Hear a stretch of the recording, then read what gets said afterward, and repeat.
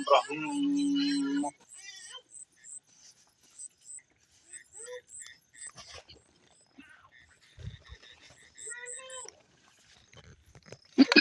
ओम ब्रह्मचर्य सूक्त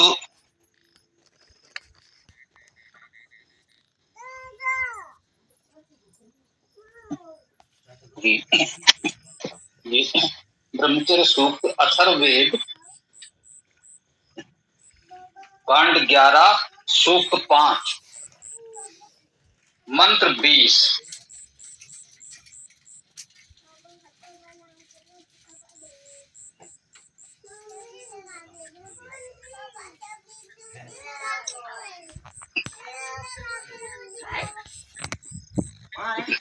ओम ओषधयो भूत भव्यम अहोरात्रे वनस्पति संवत्सरः सह ऋतुभिः ते जाता ब्रह्मचारिणः। ये ब्रह्मचारी सूक्त है। इसमें ऋषि ब्रह्मा है,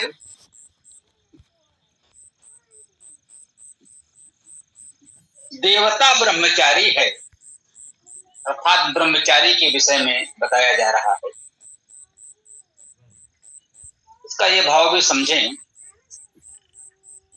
कि हाँ, ईश्वर को ब्रह्मचारी कहा गया है। जैसा कि हम सब जानते हैं कि वेद में ईश्वर को अनेक नामों से कहा गया है। पुरुष सूक्त में उसे पुरुष कहा गया, अग्नि सूक्त में अग्नि के नाम से कहा गया। इसी प्रकार ब्रह्मचारी सूक्त में परमेश्वर को ब्रह्मचारी शब्द से व्यक्त किया गया। एक तो ये भाव भी हमें समझना चाहिए, ध्यान में रखना चाहिए। यही वेद मंत्र का वास्तविक सबसे महत्वपूर्ण या आध्यात्मिक अर्थ होता।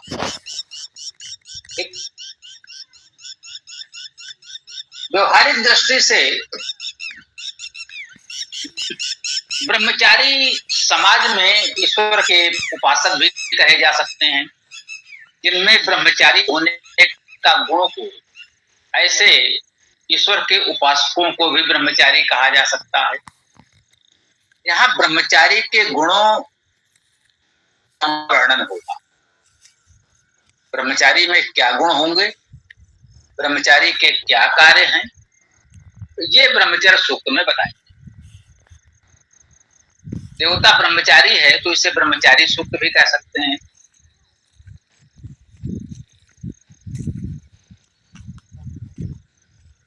इस सूक्त में वैसे तो 26 मंत्र थे, 20वां और 21वां 2 मंत्र विशेष रूप से इस समय लिया जा रहा है। तो इस सूक्त के इस 20वें मंत्र में कहा जा रहा है,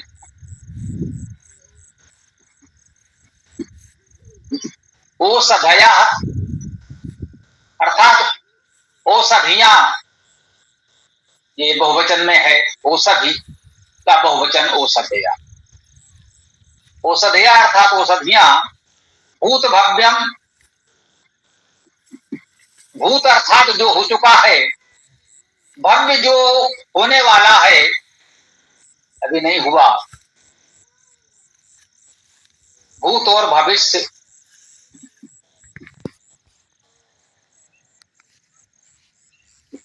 अहोरात्रे, अहो अर्थात दिन और रात्रि, अहोरात्रे अर्थात दिन रात। ये दिन रात का जो युगल है उसे अहोरात्र कहा गया है। जब रात्रि कहेंगे तो यह रात्रि होता है, इकारांत है। अहो पद के साथ जब इसका समास हो रहा है तो अहोरात्र बन जाता है। अहोरात्र अर्थात दिन और रात्रि का युगल, जो ये दिन रात्रि का क्रम है, दिन के पश्चात रात, रात के पश्चात दिन, ये जो क्रम चल रहा है, इसे अहोरात्र कहा जाता है। और वनस्पति, वनों का अधिपति वनस्पति, वन धातु, वन धातु का अर्थ शब्द करना, सेवा करना आदि अनेक अर्थ हैं। मुख्य लिए हैं शब्द करना, सेवा करना। जब मानवीय गुणों के संदर्भ में बात होगी तो यही दो अर्थ प्रमुख होंगे। इसके अर्थ अंकुरण होना, उगना आदि बहुत से अर्थ हैं। उसी अर्थ में हम वन कहते हैं जहां पौधे स्वाभाविक रूप से उगते बढ़ते हैं, वो वन क्षेत्र होता है। और वन का अधिपति वनस्पति, तो शब्द और सेवा का अधिपति, शब्द का भाव विद्या से समझें तो जो विद्वान हैं, सेवाभावी हैं, ऐसे लोगों में जो प्रमुख हैं उन्हें कहा गया वनस्पति। प्राकृतिक रूप से वनस्पति भी कह सकते हैं। जो वनों का अधिपति है परमेश्वर तो है ही, जो भी पेड़ पौधे आदि हैं उनको भी हम लोग वनस्पति कहते हैं। उस लौकिक व्यवहारिक अर्थ में भी वनस्पति को ग्रहण कर सकते हैं। औषधिया भी आया है, उसी भाव से है। जिन वनस्पतियों का उपयोग हम विशेष रूप से औषधि के रूप में करते हैं उन्हें औषधियां कहा जा सकता है।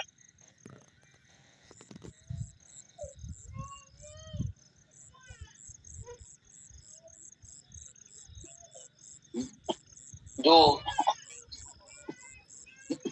आयुर्वेद या कह सकते हैं प्राचीन वैदिक संस्कृत के अध्येता हैं, कुछ ऐसा भी संभवतः मानना है। औषधियां पुष्प वाले पौधों को कहते हैं, छोटे छोटे पौधे जिनमें पुष्प प्रधान होता है। पुष्प तो छोटे से बड़े तक होता तो सभी में है, पर जो पौधे मुख्य रूप से पुष्पों के लिए जाने जाते हैं उनको संभवतः औषधियां विशेष रूप से कहते हैं।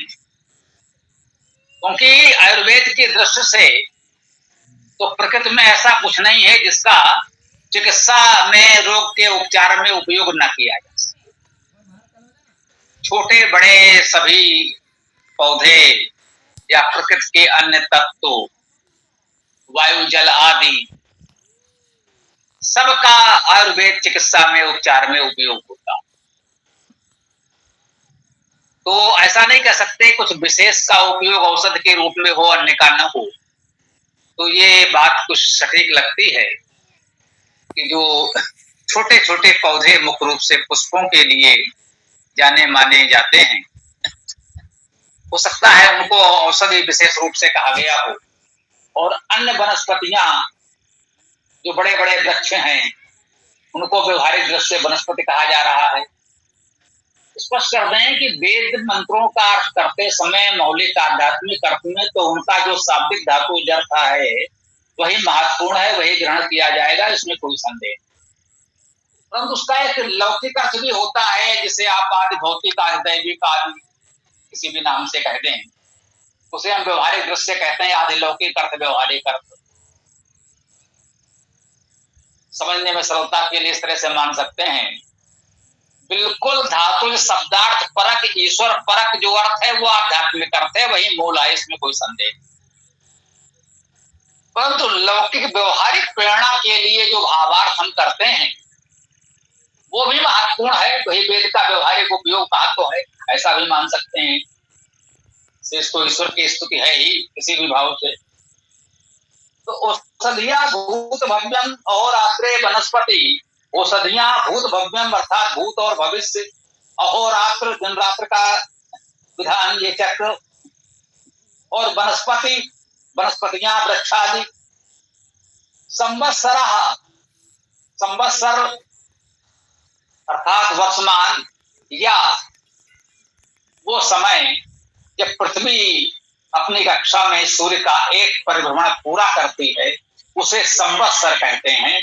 संवत्सर की यही अवधारणा वेद में बहुत स्पष्ट रूप से है, इसमें कहीं कोई संदेह नहीं है, इसका और कोई दूसरा अर्थ नहीं है। हम स्पष्ट करते हैं कि इसको ये नहीं कहा जा सकता कि आज इस अर्थ को हम वेद पर थोपने का प्रयास कर रहे हैं, जैसे कुछ लोग ये प्रयास करते हैं कि आधुनिक जो भी तकनीक यंत्र उपकरण है उसको वेद में दिखा दिया जाए, तो वो प्रयास तो हमें हास्यास्पद लगता है, बहुत उचित नहीं है। परंतु जो है वो बहुत स्पष्ट है, उसे तो हमें स्वीकार करना ही चाहिए, गर्व के साथ स्वीकार करना चाहिए। संवत्सर का यही अर्थ है पूरा एक ऋतु चक्र, पृथ्वी का परिभ्रमण काल। हाँ, ये अलग बात है कि वेद में वो संख्या हमें न मिले कि पृथ्वी का एक परिभ्रमण काल कितने मास, दिवस, घटी, पल, विपल आदि में होता हो, ऐसी कोई सूक्ष्म गणना तो संभवतः वेद के किसी मंत्र में नहीं आई। लेकिन यह अवधारणा पूरी तरह स्पष्ट है कि 6 ऋतुओं का चक्र जब पूर्ण हो जाए तो वही पृथ्वी का परिभ्रमण काल होता है, वही संवत्सर काल होता है। यह सिद्धांत रूप में पूरी तरह सत्य है, और सिद्धांत रूप में सत्य है अर्थात यही ऋत है, यही सर्वकाल सत्य है। ये इस समय कुछ और उस समय कुछ और तो नहीं हो सकता, ये सर्वकाल सत्य है। तो संवत्सर की स्पष्ट, सटीक और सत्य अवधारणा वेद में हमको मिलती है। उसको हम ऋतु चक्र से समझ जाते हैं, एक वर्ष पूरा होने पर वही ऋतु पुनः आएगी, स्वाभाविक है। दिन रात्रि का मान घटता बढ़ता देख करके उसको समझ सकते हैं। अब कितनी सूक्ष्म गणना करते चले जाए, हमारे यंत्र उपकरण कितने सूक्ष्म होते चले जाए, ये तकनीकी विकास की बात है। ये हम नहीं कहना चाहते कि उस समय किस स्तर तक की गणना करने वाले यंत्र उपकरण रहे होंगे, वो अलग चीज है। तो संवत्सर सह ऋतु भी, देखिए यहाँ बहुत स्पष्ट कर दिया गया तत्काल इसी मंत्र में, संवत्सर सह ऋतु भी अर्थात ऋतुमोद, तृतीया विभक्ति बहुवचन है, सह ऋतु भी ऋतुओं के साथ, संवत्सर सह ऋतु भी ऋतुओं के साथ संवत्सर, संवत्सर का सीधा संबंध ऋतुओं से है। ये बात इस मंत्र में भी कह दिया गया। ज्योतिष पंचांग संबंधी वेद मंत्रों में भी इसे ग्रहण किया जा सकता है। स्पष्ट कहा जा रहा है संवत्सर सह ऋतु भी, ऋतुओं के साथ संवत्सर, संवत्सर का सीधा संबंध ऋतुओं से है। यदि संवत्सर ऋतु के साथ नहीं चल रहा है तो फिर वो संवत्सर प्राकृतिक नहीं है, वैदिक नहीं है, ये भी कह लें। वो प्राकृतिक सत्य है ही नहीं। आप अपनी कल्पना से कोई 200 दिनों का एक वर्ष मान ले, कोई 400 दिनों का मान ले, उसकी इच्छा, परंतु प्राकृतिक रूप से एक संवत्सर को व्यवहारिक दृष्टि से आप मान सकते हैं कि एक संवत्सर में सभी ऋतुएं पूर्ण हो जानी चाहिए। अब ऋतुओं को कोई 6 माने, 4 माने, 8 माने, इसमें तो थोड़ा मतभेद अंतर हो सकता है। वेद ने 6 ऋतुएं मानी, 2 मास की 6 ऋतुएं मानी है, कोई 3 मास की 4 ऋतुएं मान ले, उससे कोई अंतर नहीं पड़ता। लेकिन जो भी है पूरा ऋतु चक्र एक संवत्सर में पूरा हो जाना चाहिए। जैसा कि आप देखते हैं कि अरबी पंचांग जो है 12 चंद्रमासों में पूर्ण हो जाता, अर्थात वहां संवत्सर की कोई अवधारणा आज तक है ही नहीं। प्राचीन काल तो छोड़ दीजिए, मध्यकाल में इस्लाम का उदय हुआ लगभग 1400 वर्षों पूर्व, तब भी और आज भी वहां संवत्सर की कोई अवधारणा है ही नहीं। चंद्रमास 12 पूर्ण हो गए तो उनका वर्षमान पूर्ण हो गया। अब स्वाभाविक है ऋतुओं से उसका कोई संबंध नहीं हो सकता। एक ऋतु की जो अवधि है उसकी तुलना में 12 चंद्रमासों की अवधि 10-11 दिन न्यून होगी। अर्थात उनका वर्ष 10-11 दिन पूर्व ही पूर्ण हो जाता है। आप उनके पर्वों को देख लीजिए, किसी भी पर्व को जो वो मनाते हैं, इस वर्ष वो पर्व जिस दिन हुआ होगा, इसके पूर्व के वर्ष में आप देखेंगे तो 10 दिन पश्चात आया होगा। इस वर्ष वो पर्व 10 दिन पूर्व आ गया, अगले वर्ष वो पर्व पुनः 10 दिन पूर्व आ जाएगा, अगले वर्ष पुनः 10-11 दिन पूर्व आ जाएगा, अर्थात निरंतर पीछे चलता चला जाएगा। 3 वर्ष में 1 मास का अंतर पड़ जाएगा, और 36 वर्षों में तो पूरा का पूरा वर्ष चला जाएगा। तो स्वाभाविक है वो व्यवहारिक प्राकृतिक वर्षमान या संवत्सर है ही नहीं। उनका वही पर्व कभी जाड़े में होगा, कभी गर्मी में होगा, कभी कब होगा, कोई पता नहीं। हमारे सभी पर्व जो कि संवत्सर और ऋतुओं से अनुशासित हैं, संवत्सरः स ऋतु भी वेद मंत्र कह रहा है, संवत्सर हमारा ऋतुओं के साथ चलना चाहिए। तो हम ये कह सकते हैं कि हमारा ये पर्व ग्रीष्म ऋतु में होता है, ये पर्व वर्षा ऋतु में आता है, ये पर्व शीत ऋतु में आता है, ये पर्व बसंत ऋतु में आता है। ऋतु वही होगी। सौर वर्ष की दिन गणना, दिनांक गणना में, और जो चंद्रमास वाले हैं, पूर्णिमा अमावस्या आदि पड़ेगी, तो उनमें ये जो अंतर 10 दिन का वहां आ रहा है वो आ तो सकता है, परंतु निरंतर घट नहीं सकता। यदि 2 वर्ष घटेगा तो तीसरे वर्ष बढ़ जाएगा। यदि हमारा कोई भी पर्व, दीपावली मान लीजिए, जिस तिथि को पिछले बार पड़ी थी, इस बार ये 10 दिन उससे पूर्व आ सकती है, अगले वर्ष पुनः 10 दिन पूर्व आ सकती है, लेकिन तीसरे वर्ष वो 10 दिन पूर्व नहीं आएगी, 20 दिन और आगे बढ़ जाएगी। अधिमास की व्यवस्था। इसलिए हमारे सारे पर्व, सभी पर्व ऋतु के अनुसार ही चलते हैं, और ये अवधारणा वेद से ही पूरी तरह स्पष्ट है। इसमें बाद में किसी सुधार के लिए कोई आवश्यकता नहीं पड़ी। वेद में स्पष्ट कहा गया, इस मंत्र को वास्तव में हम लोगों को ध्यान देना चाहिए कि संवत्सरः सह ऋतु भी, ऋतुओं के साथ संवत्सर, बहुत महत्वपूर्ण पद है ये। ते जाता ब्रह्मचारिणा, कहते अर्थात वे बहुवचन में है। वे कौन, किसके लिए कहा? इतनी बातें जो गिना दी, एक औषधेया, दूसरा भूत भव्यम, है ना, औषधियां, भूत और भविष्य, अहोरात्रे, दिन रात्र के चक्र व्यवस्था, और वनस्पति चौथा, पांचवा संवत्सर सह ऋतु भी, ऋतुओं के साथ संवत्सर। तो कह रहे हैं ते, ये इतनी बातें बताई गई इस मंत्र में, ते अर्थात वे सभी, जाता अर्थात उत्पन्न हुए हैं, जन्धातु का अर्थ उत्पन्न होना या उत्पन्न करना, ये सभी उत्पन्न हुए हैं या उत्पन्न किए गए हैं ब्रह्मचारिणा, ब्रह्मचारी के। ब्रह्मचारिणा षष्ठी विभक्त एक वचन है। ये सब ब्रह्मचारी के उत्पन्न किए हुए हैं। अब जरा बता दीजिए ब्रह्मचारी कौन है? जो लोग कहने का प्रयास करते हैं कि जो बाबा जी अविवाहित है वे ब्रह्मचारी हैं, ये परिभाषा वेद में पूर्णता खंडित है, अस्वीकार्य है, अमान्य है। ब्रह्मचारी की इस परिभाषा को वेद पूरी तरह अस्वीकार करता है। यही मंत्र आपको बता रहा है, ये विषय तो पूरा सूक्त आपको यही बात बताएगा।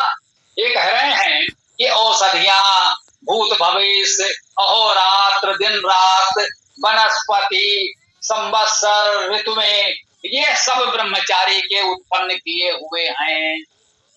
तो ब्रह्मचारी कौन हुआ? एकमात्र परमेश्वर। वही ब्रह्मचारी है जिससे ये सब उत्पन्न किए हुए हैं। उस परमेश्वर ने ही ये औषधि, वनस्पति, अहोरात्र, ऋतु, संवत्सर, भूत भविष्य, सब कुछ उस परमेश्वर ने ही तो उत्पन्न किए हैं। क्या कोई ऐसा व्यक्ति जिसने केवल विवाह न किया हो, एकमात्र उसका ये गुण हो वो इसमें से कुछ भी उत्पन्न कर सकता है? नहीं कर सकता। ये किसी व्यक्ति के, मनुष्य के सामर्थ्य से बाहर है। अधिक से अधिक वो औषधि वनस्पति को उत्पन्न करने की बात इस अर्थ में कहे कि भाई बीज बो दिया तो कृषक को हो गया, लेकिन बीज प्राकृतिक रूप से उपलब्ध है, ईश्वर के द्वारा उत्पन्न किया हुआ है। केवल हम उस बीज की थोड़ी सी देखभाल करके ही तो पौधा उगा देते हैं। हम तो पौधा नहीं उगाते, हम केवल उस पौधे की देखभाल करते हैं, उगने में कह सकते हैं थोड़ी सी सहायता करते हैं, सुरक्षा करते हैं कि उसे अन्य पशु न खा जाए, किसी अन्य प्रकार से उसको कोई हानि न पहुंचे, हम इतना ही तो करते हैं। मनुष्य उस पौधे को उत्पन्न नहीं कर सकता, औषधियों वनस्पतियों को भी उत्पन्न नहीं कर सकता। वो तो केवल उसकी देखभाल करके अपनी आवश्यकता के अनुसार उसका संरक्षण करता है बस, क्योंकि उसकी आवश्यकता है हमें, इसलिए हम इतना उसे सहयोग करते हैं, उन्हें उत्पन्न नहीं कर सकते। ये सब उस ब्रह्मचारी अर्थात परमेश्वर के ही उत्पन्न किए हुए हैं, या कह ले जिसमें यह सामर्थ्य हो, इतने गुण हो, जो इस तरह सृष्टि सृजन कर सके, कहिए उसे ब्रह्मचारी। हाँ, कोई जिनको बस केवल बातें बनानी है, व्यवहारिक दृष्टि से कोई विचार नहीं करना है, इनके पास कोई तर्क विवेक नहीं है, कह सकते हैं कि उनके तथाकथित ब्रह्मचर्य का पालन करने से ये सब उत्पन्न करने की सामर्थ्य आ जाती है। तो भैया जो लोग ब्रह्मचारी सन्यासी बने घूम रहे हैं, उनसे कहिए करके दिखाएं, कुछ भी इसमें से उत्पन्न करके सृजन करके दिखाएं, बताएं। असंभव है, हम सब जानते हैं, नहीं हो सकता। तो स्पष्ट समझ लें, ब्रह्मचारी का अर्थ है ब्रह्म के अनुकूल चर्या। ब्रह्म अर्थात बड़ा, हमारी चर्या कुछ बड़ी हो तो हम ब्रह्मचारी हैं। जो बड़ा परिवार बनाकर उसका पालन पोषण कर रहे हैं वे ब्रह्मचारी हैं। इस अर्थ में ये कहिए, जिनके पास बड़े परिवार हैं और कुशलता पूर्वक उत्तमता से उसका पालन पोषण कर रहे हैं, वे ब्रह्मचारी हैं। वे ब्रह्मचारी नहीं है जो परिवार से भाग खड़े हुए, उत्तरदायित्व से भाग खड़े हुए, वे ब्रह्मचारी नहीं है। जो बड़ा उत्तरदायित्व निभा सकते हैं, बड़े कार्य के अनुकूल जिनकी चर्या है, वे ब्रह्मचारी हैं, ये माना जा सकता है। ब्रह्म अर्थात परमेश्वर की व्यवस्था के अनुसार जिनकी जीवनचर्या है, वे ब्रह्मचारी हैं। जो परमेश्वर के अनुकूल आचरण करते हैं, जीवनचर्या परमेश्वर के विधि विधान के अनुकूल करते हैं, वे ब्रह्मचारी हैं। हमें इसको इस रूप में समझना चाहिए। और परमेश्वर का विधान यही है कि जीव से जीव की उत्पत्ति होती रहे। इसे परवर्ती वैदिक काल में पितृऋण भी कहा गया। जैसे माता पिता ने हमको उत्पन्न किया है, वैसे ही हमारा भी कर्तव्य हो बन जाता है कि हम भी कुछ और संतान उत्पन्न करें, तो माता पिता के उस परंपरा को हम आगे बढ़ाते रहें। यही सच्चा ब्रह्मचर्य है। जो ऐसा कर पाता है वही ब्रह्मचारी है। जो इससे भागता है, वेद की दृष्टि में वो ब्रह्मचारी नहीं। ओम।